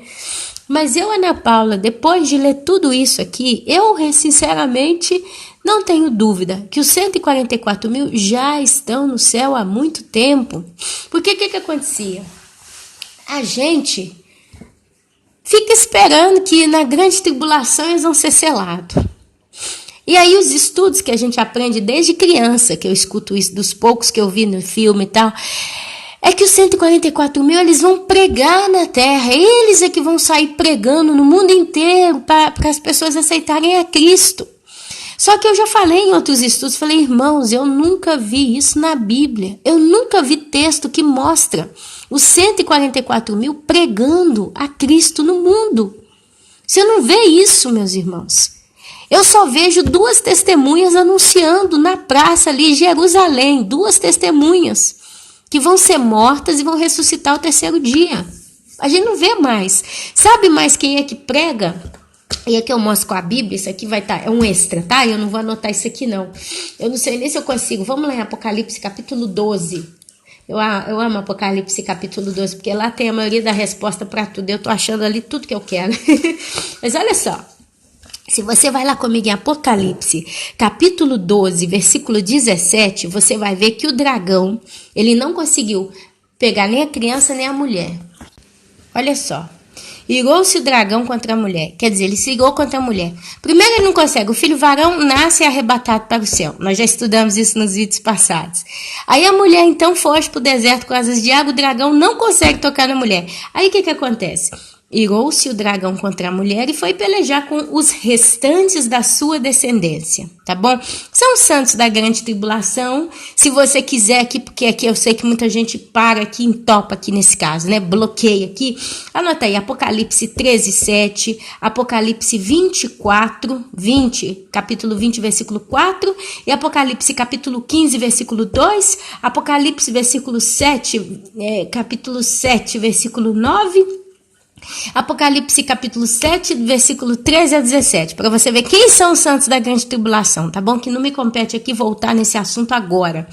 Mas enfim, eles são restantes da descendência da mulher. Agora olha só o que esses fazem. Eles guardam os mandamentos de Deus e têm o testemunho de Jesus. Meus amados, os santos da grande tribulação, que vão ser mortos pelo anticristo, eles guardam os mandamentos de Deus e eles têm o testemunho de Jesus. Quer dizer, os caras, digamos assim, no modo meio de gíria, né? Os caras já têm o testemunho de Jesus. Porque, amados, a Bíblia diz que o evangelho seria pregado até os confins da terra. E creia você ou não, a América do Sul, a partir da contagem de quando começou a sair o evangelho do mundo, lá de Israel, lá de Jerusalém, a América do Sul é confim da terra, é fim do mundo, como referência geográfica. No tempo em que o evangelho começou a crescer no mundo, ele cresceu. Jerusalém expandiu por toda a Ásia, veio para o lado da Europa e depois o resto. E esse resto é os confins da terra. E o Brasil, ele está incluído na lista dos confins da terra, meus amados. Então o evangelho chegou no mundo inteiro. E as pessoas, elas querendo ou não, elas têm o testemunho de Jesus. E qual que é o testemunho? Até na missa lá com o padre é dito que ele é o Cordeiro de Deus que tira os pecados do mundo. Cada vez que um padre vai dar a primeira comunhão, eu fui católica há tantos anos, né? Ele levanta aquela coisa lá, aquela hóstia. E ele fala o quê? Eu sou o Cordeiro de Deus que tira os pecados do mundo. Então, até o católico que não lê Bíblia, que não sabe nada de nada, está tendo testemunho que Jesus diz, ele é o caminho e a vida. Ele é que tira os pecados do mundo. Não é Maria, não é São José, não é São Jorge, não é São Pedro, não é Santa não sei o quê. É Jesus. Então, essas pessoas na grande tribulação vão entender que o santo delas não fizeram nada para tirar elas da bomba que vai cair ali na cabeça delas. E elas vão ter o testemunho. Eu lembro que a Bíblia diz que o padre dizia que só Jesus tirava os pecados do mundo. E aí eles vão lembrar ainda dos testemunhos da igreja, porque Deus tem deixado a igreja dar um testemunho. Qual é? Jesus está voltando. Conserta a tua vida. Então, meus amados, não precisa de 144 mil espalhados no mundo fazendo o que a igreja fez. Por quê?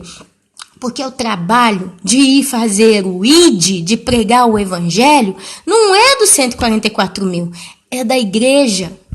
Uma vez que a palavra foi lançada na terra, lembra lá da parábola do semeador? Nós somos os semeadores. Jesus, quando ele pegou a Pedro, ele falou assim, olha, você é pescador, né? Mas agora você vai ser pescador de homens. Jesus, ele disse, ide de 2 em 2 e pregai o evangelho a todo aquele que crê, a toda criatura. Tantos textos ensinam. O papel da pregação do evangelho é da igreja. Quando Deus tira a igreja, fechou a porta da graça, o testemunho fica. Não sei por quanto tempo, mas o testemunho vai ficar. Infelizmente, meus amados, talvez vídeos como esse aqui que vocês estão ouvindo agora, vai ser descarregado por alguém, vai ser salvo num CD, vai ser salvo numa memória de telefone, vai ser salvo em algum lugar, né? E alguém, daqui a um tempo, vai ter acesso a esse aparelho eletrônico e talvez vai estar escondido no meio de um mato, debaixo de uma caverna, num buraco qualquer, numa fossa comunal, sei lá. E ele vai apertar um play e vai ouvir essa pregação. Pregações como essas que a gente tem ouvido, talvez vão dar ainda mais testemunho de que está acontecendo. Porque Deus é justo, meus irmãos. A Bíblia diz, Jesus declara certa vez, que de maneira nenhuma lançaria fora aqueles que o Pai tinha dado para ele. E se a Bíblia fala que vai ter a última colheita, uma colheita que vai ser uma colheita debaixo de muita dor, mas é uma colheita que vai ser incontável, o número dos santos, como que um mar de vidro incontável, significa que Deus não vai deixar que perca a alma àqueles que são dele. Deus, ele vai resgatar essas vidas, elas vão morrer na mão do anticristo. Eles vão morrer talvez em cataclismas, em tragédias, sei lá, mas eles vão ser colhidos para o céu. E eles têm o testemunho de Cristo. Não sei como que, né? Olha, eu não desejo que isso seja para ela, mas eu tenho uma tia e é uma pessoa muito querida. E é uma pessoa muito boa, muito justa e tal. Mas Deus para ela é aquele Deus ídolo, tá? Só para resumir. E a última vez que ela veio aqui na Itália, já deve ter passado uns 3 meses, eu tinha uma outra Bíblia. Para quem acompanha o canal, até lembra quando eu mudei a Bíblia, né? E eu falava assim para os irmãos, eu ainda estou acostumando com a Bíblia nova, apesar de serem 2 Bíblias velhas e essa aqui, Deus é tão maravilhoso que ele tem mostrado para mim que a versão dela está muito correta. Então eu leio os textos aqui sem o menor medo. Toda vez que um pastor faz um estudo e ele busca na escritura mais correta possível, na tradução mais coerente, a minha Bíblia está igualzinha àquilo que ele lê. Então eu vejo o presente de Deus. Deus é maravilhoso, ele providenciou tudo. E tem essa outra Bíblia, né, que eu era muito apegada. Por quê? Porque eu tinha lido ela toda, ela estava toda escrita, ela era até pesada. Sabe que quando a Bíblia começa a ficar pesada, de tanto você escrever, e você vai, cada folha, tudo escrito, tudo rabiscado no sentido bom, né? Então, assim, dar aquela Bíblia para essa tia para mim foi uma coisa muito difícil, porque eu estava pegada no sentido de ser mais fácil para mim até estudar, né? Mas eu senti no meu coração de dar aquela Bíblia para ela, porque eu pensei, e se o arrebatamento for agora? Acho que era 2015 o ano que isso aconteceu.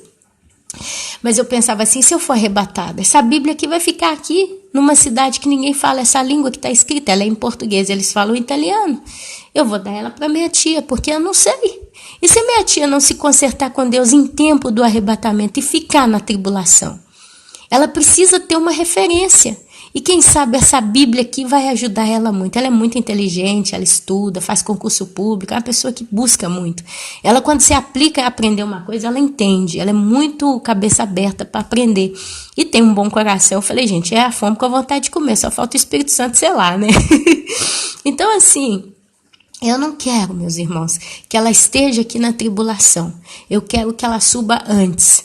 Mas se, infelizmente, ela ficar... Quem sabe é naquela Bíblia ali que ela vai encontrar o testemunho que ela precisa para acertar a vida dela totalmente com Cristo. Você está entendendo? É a igreja semeia. A igreja semeia panfleto, a igreja semeia Bíblia, a igreja semeia até livros, né, de evangelização. A igreja semeia testemunhos, exemplos. Porque tudo que nós fazemos tem que ser o perfume, o aroma agradável de Cristo em nós. É a igreja que tem o papel de evangelizar, meus irmãos. O papel de levar o o evangelho para o mundo inteiro, compete a você que está aí sentado, a mim que estou aqui também. Amém? Porque depois que Cristo retirar a igreja, são 7 anos. Desses 7, 3,5 para quem vai morrer e vai subir para o céu como santo. Tem estudos no canal falando sobre isso, mostrando na Bíblia que é isso. Então, assim, os 144 mil já estão com Deus. Eles vão simplesmente aparecer no Monte das Oliveiras. E eles vão cantar um cântico que só eles é que sabem. E você vê que no texto mostra aqui que eles, antes de aparecer no Monte das Oliveiras, né? Você vê aqui que eles estão no céu. Eles estão no céu e eles é como voz de muitas águas, né? Como voz de grande trovão. Ele ouve como que voz de harpista quando tangem sua harpa. E os 144 mil entoavam um novo cântico diante do trono. Olha lá, eles estão diante do trono de Deus, entoando um cântico novo, um cântico que só eles é que sabem. Ninguém pode aprender o cântico. Isso aqui mostra claramente um retrato de uma categoria de santos que já está no ambiente celestial. Amém? Eles foram para o céu. É por isso, meus queridos, que eu, Ana Paula, sinceramente, nunca vi... É porque, por mais que eu estudo 144 mil, eu não consigo ver eles em lugar nenhum na Terra. Onde é que está esse 144? A gente até supõe, poxa, pode ser que está lá em Israel... Mas a gente vê que isso aqui já aconteceu, meus irmãos. Eles já estão lá. O númerozinho deles já está contado. 12 mil de cada tribo. Já está no céu. Nesse momento que eu vos falo, eles estão lá, talvez cantando um cântico diante do trono. Eles estão com Cristo. Aonde Cristo vai, eles estão com Ele. Porque são também primícias para Cristo. E eu queria só trazer uma curiosidade, que eu vou explicar um negócio aqui, eu já estou terminando. Deus, quando Ele quer trazer um assunto para mim, então esse já é um outro que eu vou ver se eu consigo gravar hoje à tarde ou amanhã de manhã, depende aqui de como que eu consigo liberar o meu dia, mas Deus, Ele faz assim comigo. Essa semana, ou semana passada, aqui eu tô meio perdida também com relação ao tempo, porque tá tudo passando tão rápido que a gente perde conta, né? Mas antes desse assunto, como eu vos estou passando aqui, chegasse para mim nesse nível, eu esses dias estou lendo o livro de Amós, tá bom? E aí eu parei lá em Amós, capítulo 2, lendo o capítulo 2 de Amós, e aí eu me surpreendi com um texto que diz assim: dentre os vossos filhos suscitei profetas e dentre os vossos jovens nazireus. Eu olhei aquilo e, assim, quando eu bato o olho numa palavra que eu não tenho ideia do que é, eu falo assim, bom, vamos lá aprender o que é tal coisa. E aí, esse texto de Amós, capítulo 2, versículo 11, é quando Deus conversa com o profeta e ele fala o seguinte, ele está falando sempre do juízo, viu?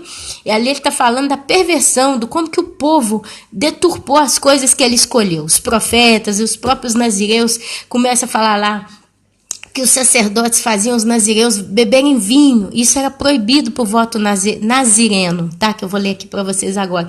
Então, assim, e Deus está indignado, né? Porque ele fala, eu suscitei, quer dizer, eu despertei, eu estimulei, eu chamei, eu criei profetas e nazireus. Aí eu falei, poxa, profeta a gente sabe o que é. Deus despertava um homem, inclusive Amós, se eu não me engano, é Amós. Ele era um boiadeiro. criava boi, criava vaca, recolhia tâmara, que seria figos, né, selvagens, esses frutos. E ele fala, eu não sou profeta, eu sou um homem que cria boi e vaca e recolho frutos tâmaras, que seriam os figos. Mas ele está ali profetizando, né? Então Deus suscitou Amós para ser profeta. Então a gente vê o chamado dos profetas. Isaías foi chamado, né? Se você ler as histórias, você vê que eles vêm sendo chamados. Jonas foi despertado para Deus para ser profeta, né? Então você vê, e aqui ele fala, bom, então profeta, Deus suscitou profeta, é fácil, né? Deus levantou os homens como profeta. Aqui, e Nazireu, o que é esse tal de Nazireu? É aonde, meus irmãos, a Bíblia leva a gente lá para o livro de Números. E eu já estou terminando, só para mostrar para os irmãos como é que Deus ele traz certas coisas para a gente, né? Gênesis, Êxodo, Levítico, Número. Deixa eu achar aqui. Números, capítulo 6. E você tem lá todo o capítulo 6 que fala do voto da lei do Nazireno. Eu vou ler com os irmãos, para a gente ficar bem claro aqui. Olha só, disse o Senhor a Moisés, fala aos filhos de Israel e diz-lhes, quando alguém, seja homem ou seja mulher, então por isso que eu falo aqui, né, que Deus como Deus mesmo, ele nunca distinguiu, como é que fala? Deus nunca discriminou se é homem ou mulher, tá? No caso do voto nazireu, fosse homem ou mulher, podia fazer, por isso que eu não sei o negócio, mas vamos lá. Fizer voto especial, o voto de Nazireu. Porém, se em Amós fala que Deus é que suscita, Deus é que põe no coração o desejo da pessoa em fazer o voto nazireno, então vamos ligar nos casos aqui. A fim de consagrar-se para o Senhor, abster-se-á de vinho e de bebida forte. Não beberá vinagre de vinho, nem vinagre de bebida forte, nem tomará beberagens de uvas, nem comerá uvas frescas e nem secas. Todos os dias do seu nazireado não comerá de coisa alguma que se faz da vinha, desde as sementes até as cascas. Nada de vinho, nada de uva, nada.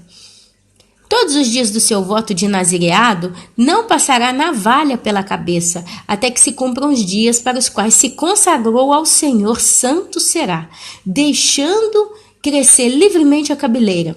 Todos os dias da sua consagração para o Senhor, não se aproximará nem mesmo de um cadáver, por seu pai, ou por sua mãe, ou por seu irmão, ou por sua irmã, por eles não se contaminará quando morrerem. Portanto, o seu nazireado do seu Deus está sobre a sua cabeça por todos os dias do seu nazireado, santo será ao Senhor. O voto nazireu, basicamente, é um voto em que a pessoa ela fazia de se consagrar completamente para Deus. Então ela raspava o cabelo, jogava o cabelo velho fora e começava ali o voto nazireu. Ele não podia beber nada com álcool, não podia comer uva, não podia chegar perto de gente morta.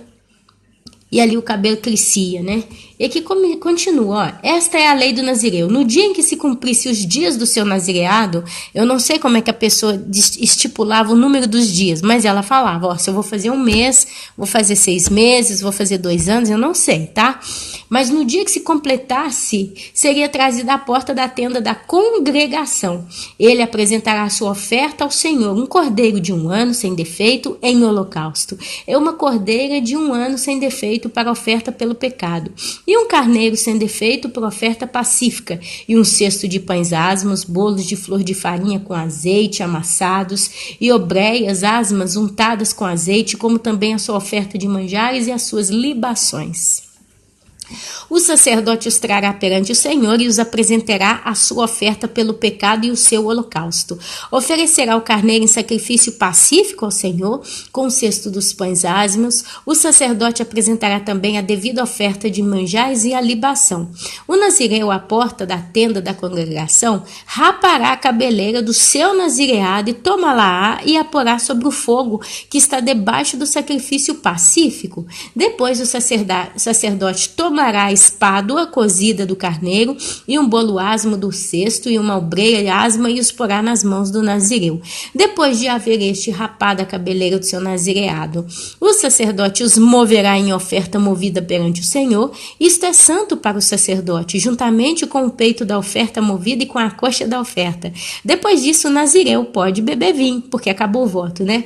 Esta é a lei do nazireu que fizer voto. A sua oferta ao Senhor será segundo o seu nazireado, afora o que as suas posses lhe permitirem. Segundo o voto que fizer, assim fará conforme a lei do seu nazireado. Detalhe. Dentro do voto, se a pessoa que já estava fazendo o nazireado quebrasse, tipo assim, morreu alguém e ela tocou no cadáver, ou ela se aproximou do cadáver, ou se aconteceu dela comer alguma coisa com uva, né? Ela então entendeu que ela maculou o voto, então ela tinha que começar tudo de novo. Aquilo que ela fez daquilo para trás era anulado diante de Deus, ela tinha que começar tudo de novo. Dá para entender quando Cristo morre e chega num primeiro momento ninguém podia tocar nele? Cristo praticamente ele se consagrou como um nazireu, né? Ele não raspou a cabeça, ele não ficou... Não. Mas a ideia é, quando uma coisa é consagrada a Deus, enquanto não for apresentado e movido perante Deus e não for aceito, não pode ser tocado, não pode ser contaminado. Por que Jesus não podia ser tocado assim que ele ressuscitou? Por quê? Porque todos os homens que estavam em torno de Jesus estavam mortos ainda, porque ainda não tinham sido selados pelo Espírito Santo. E se Cristo fosse tocado por um ser humano ali naquele primeiro momento, antes de subir e se apresentar diante de Deus e ser aceito por Deus como sacrifício agradável, Jesus teria que morrer de novo na cruz. Dá para entender aqui como é que o troço vai girando e girando e girando e vai tomando forma? Por que uma coisa é ligada à outra? É por isso, meus irmãos. Mas por que Deus trouxe para mim esse livro de Amós falando tal do voto do nazireu? Porque no tempo, de tempos em tempos, muitos judeus amavam assim tanto ao Senhor que se separavam e faziam até mesmo tal do voto do nazireu. E eram santos do passado, santos antes da ressurreição de Cristo. Eu estou lendo isso aqui, falando isso aqui para vocês entenderem que muitos judeus, eles amavam o Senhor e viveram as suas vidas para Ele. E Deus os reconheceu e os escolheu para as suas primícias. São pessoas que a Bíblia não cita os nomes, não cita as histórias da vida, mas a realidade é, eles estão num grupo seletivo, né? Selecionado por Deus como as primícias para Deus e para Jesus. Meus irmãos, eu poderia, aqui é a minha tendência, né? Porque eu sou uma que gosta de remoer muitas coisas, depois é por isso que os vídeos ficam longos e muitos me batem. Eu poderia voltar a remoer isso aqui, porque a vontade de fazer um reassunto, né? Voltar e fazer um resumão, ler tudo de novo aqui e tal, mas não é o caso. Não é o caso. Eu acho que se você é uma pessoa que lê a palavra de Deus, que está sempre atenta às escrituras, essas palavras que eu coloquei aqui vão ficar claras para você. Aí você me pergunta, o que nós vamos ganhar entendendo esse assunto, Ana Paula? Intimidade com Deus. Intimidade. Quem ama a Deus, quem já tem esse desejo de conhecer mais e mais a Deus, cada coisa que descobre das obras maravilhosas que Ele fez, é mais um momento que enche o nosso coração de alegria e de esperança.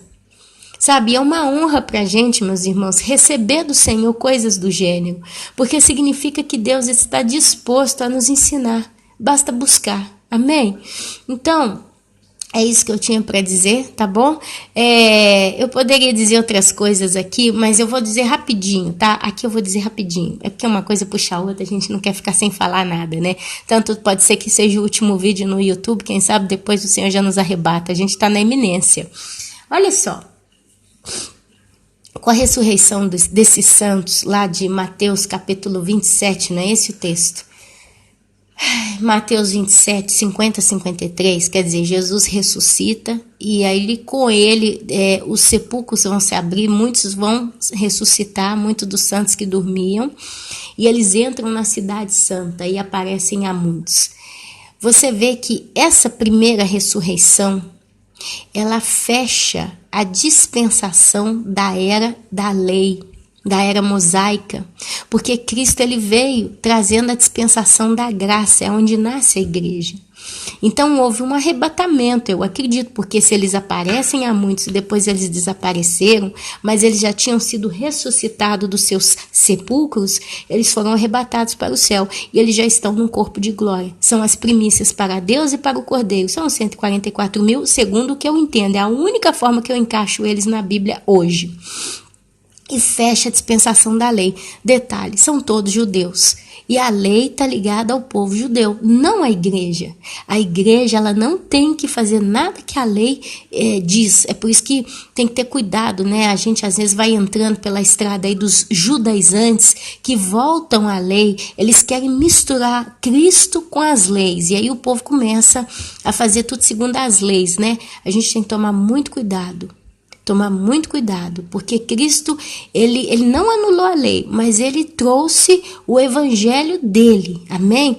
Então vamos tomar cuidado, mas só para voltar ao assunto, então a morte, a ressurreição dessas pessoas e o arrebatamento, digamos assim, deles, ele fecha a dispensação da época da lei, da época mosaica. Aí vem Cristo. Cristo, ele leva com ele essas primícias para ele, para Deus, né? E ele abre aí o tempo da igreja na terra. Com o arrebatamento da igreja, vai acontecer a mesma coisa, meus irmãos. A dispensação da graça vai ser retirada, vai mudar. A igreja sai da terra arrebatada e muda-se também a dispensação da graça para a dispensação literalmente da ira, que são os anos da tribulação e da grande tribulação. E aí você vê na metade da tribulação de 7 anos, você vai ver lá em Apocalipse capítulo 20, versículo 4, que eles vão ser decapitados porque não aceitaram a marca, ou o nome ou o número da besta. São os santos da grande tribulação, terminam ali na metade. Porque se você continua lendo, você vai ver que entram então os flagelos, e é a grande tribulação. Vai ser o período pior de todos na terra, porque o mundo inteiro vai ser afetado pelos flagelos. Mas os santos da grande tribulação já não estão na terra. Eles vão ser recolhidos na metade, todos vão ser mortos. Mas a Bíblia diz que eles aparecem no céu, vestidos de branco, com um ramo de palma nas mãos. E aí você vê eles voltando com Cristo no final do 7º ano para a inauguração do milênio. E a Bíblia diz que eles vão reinar com Cristo por 1000 anos. Significa, se eles vão reinar com Cristo por 1000 anos, os santos da grande tribulação, eles não vão reinar em espírito, eles vão reinar num corpo glorificado. Então você vê a transformação deles também na metade da tribulação. E engraçado que ela gira para a dispensação de tribulação para grande tribulação. E aí no final da grande tribulação você vê a vinda de Cristo. Quer dizer, o céu, né, Jesus, né, o céu não desce na terra do modo total, mas o reino de Cristo é estabelecido. E aí são 1000 anos de reino na terra. No final dos 1000 anos, você vai ver a ressurreição dos últimos mortos. Só que esses que vão ressuscitar no final do milênio, eles não vão reinar com Cristo, eles não vão estar com Cristo, eles vão para o trono branco. Diretamente aparece o cenário no trono branco. E eles são condenados à segunda morte. A Bíblia fala segunda morte. Por quê? Porque eles vão morrer eternamente, eles vão para o lago de fogo e enxofre, onde tem choro e ranger de dentes. Então, as ressurreições, se você vai lendo e aprendendo nesses estudos, você vê que elas sempre aconteceram, meus irmãos. Os pós-tribulacionistas batem o pé falando assim, eles fecham o pensamento, o entendimento deles, porque eles falam assim, tem só 2 ressurreições, a primeira ressurreição e a segunda. A primeira ressurreição, Ana Paula, são esses que vão ressuscitar no final dos 7 anos e vão reinar com Cristo. E lá não tem ressurreição de ninguém. O engraçado é isso, que se você estudar realmente a palavra de Deus, você vai ver que no final do 7º ano não tem ressurreição. Porque Cristo já desce na terra com quem ressuscitou. E ele salva o remanescente que está em Israel. Está lá em Zacarias, né? O capítulo, não lembro, 4, 9, sei lá. Sei que Jesus ele entra na guerra do Armagedon. E ali tem a matança daqueles inimigos de Cristo. Não tem ressurreição, tem morte. e entra um reinado milenar. Dali para frente, quando Cristo bate o pé na terra, ele não ressuscita mais ninguém, mas ele vai matar os inimigos dele. E é no final do milênio, depois de 1000 anos, é que um grupo de pessoas vai se rebelar contra Jesus, e eles vão subir o monte, vai cair um fogo do céu, é a segunda Gog e Magog, vai cair um fogo do céu e vai queimar todos. E eles vão já aparecer no trono branco, onde Deus vai ressuscitar todos os mortos que estão no inferno, eles vão receber o corpo físico deles de novo, e vão comparecer diante do trono branco lá, em alma, espírito e carne, e para ser julgados. Então, se a gente começa a pensar bem, a gente tem que prestar atenção em tantos detalhes, que são mistérios. E a gente só consegue ter noção dessas coisas, assim, com facilidade, lendo, estudando, buscando a palavra de Deus. Todo assunto é um assunto à parte, amém? E se a gente não presta atenção nesses detalhes, a gente mistura tudo no liquidificador e no final não entende nada de nada. Não é igual o liquidificador meu que tá quebrado, quando eu bato os trem nele, não é que tritura tudo, né? Aí dá para separar ainda alguma coisa, mas se um liquidificador é bom, vira um creme, e você não sabe nada de nada, né? Sente um gostinho um pouquinho de tudo, mas não sabe definir o que é o que. Se você pega a Bíblia, bota no liquidificador e bate, é isso que vira. Um entendimento completamente desorientado. Amém? Meus irmãos, eu acabei. Acabei. O próximo vídeo, eu vou ver se eu faço hoje à tarde ou amanhã. Vamos ver se a gente coloca tudo isso antes do final de semana no ar. Eu vou mostrar para os irmãos como que nós já estamos com 6.000 anos na Terra. Eu vou mostrar na Bíblia. Eu vou mostrar na Bíblia.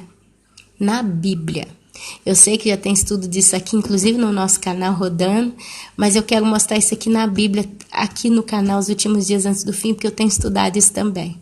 É um outro presente que Deus tem nos dado. Eu vou conseguir fazer isso aqui hoje na tarde ou então amanhã. Mas enquanto eu não consigo, vocês vão vendo esse vídeo aqui, vão estudando ele, volta atrás. E eu tenho certeza que Deus vai abençoar muito a todos nós, tá bom? O Senhor nesses dias está trazendo esse tipo de mensagem, meus irmãos. E eu acredito que Ele faz isso é porque nós estamos já com um pezinho no céu. Nós estamos com um pezinho no céu. Olha, nesses últimos 10, 15 dias, eu nunca ouvi tanto falar de guerra e de rumores de guerra como está sendo falado atualmente. O negócio está cabeludo aí fora. Então, meus irmãos, nós estamos indo embora. Não tem jeito, nós estamos indo embora. Amém? E vamos finalmente conhecer os nossos amados irmãos, os 144.000 que já estão no céu. Meus irmãos, eu vos saúdo com a santa, gloriosa e poderosa Shalom do Senhor. Amém, amém e amém.